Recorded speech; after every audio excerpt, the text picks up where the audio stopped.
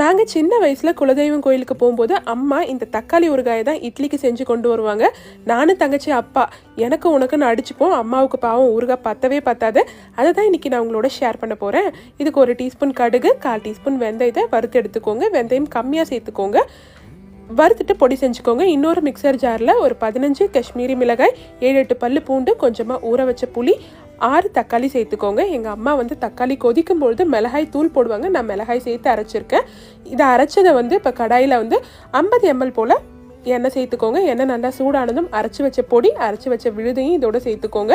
நல்லா எல்லாத்தையும் மிக்ஸ் பண்ணி விட்டுட்டு தேவையான அளவுக்கு உப்பு, 1 டீஸ்பூன் போல் பெருங்காயத்தூள் சேர்த்துக்கோங்க. பெருங்காயத்தூள் கொஞ்சம் அதிகமாக சேர்த்தா தான் நல்லாயிருக்கும். சேர்த்துட்டு எல்லாத்தையும் நல்லா மிக்ஸ் பண்ணி விட்டுருங்க. இவங்க பார்த்தீங்கன்னா நல்லா கதகளி ஆடுவாங்க சலக்கு சலக்குண்டு. அதனால் மூடி போட்டு நல்லா எண்ணெய் பிரிஞ்சு வர அளவுக்கு குக் பண்ணுங்கள். எண்ணெய் பிரிஞ்சு வந்ததும் பாருங்கள், சும்மா ஊரே தூக்குங்க வாசனை.